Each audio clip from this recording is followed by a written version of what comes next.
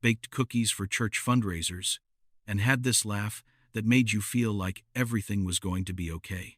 But beneath that warmth, there was something most people didn't see. Margaret had recently gone through a difficult divorce. After 23 years of marriage, she'd finally left her husband, Richard. Friends said it was long overdue. Richard was controlling, they whispered.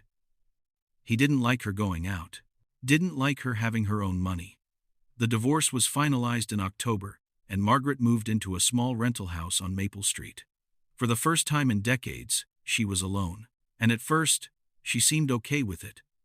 But then December came. Margaret's sister, Claire, noticed the change. Margaret started calling more often. Sometimes, late at night. She'd say things like, "Do you ever feel like someone's watching you?" Or, "I keep hearing noises, but when I check, there's nothing there." Claire thought it was just nerves, adjusting to living alone after so many years. She told Margaret to get a dog, maybe install better locks. Margaret did install new locks. She also started a tradition that December, something she'd never done before. Every night, she would light a single candle and place it in the front window. When Claire asked why, Margaret said, "It's for peace. And so I know everything's still okay." Claire didn't press further. She wishes now that she had. Now, let's talk about Daniel Rowe. Daniel moved to Riverside about a year before all this happened. Early 40s. Recently laid off from a factory job. 2 towns over. Quiet guy. Kept to himself mostly. But he was helpful, you know?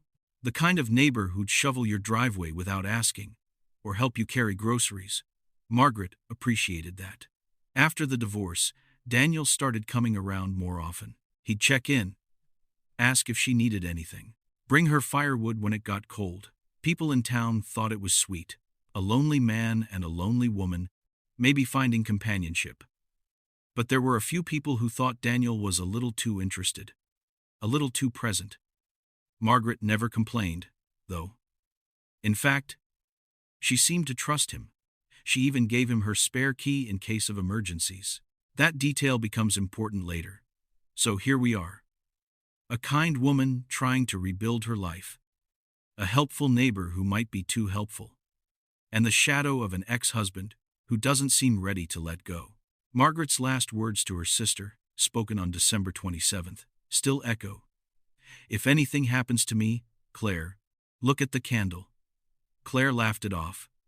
She thought Margaret was being dramatic.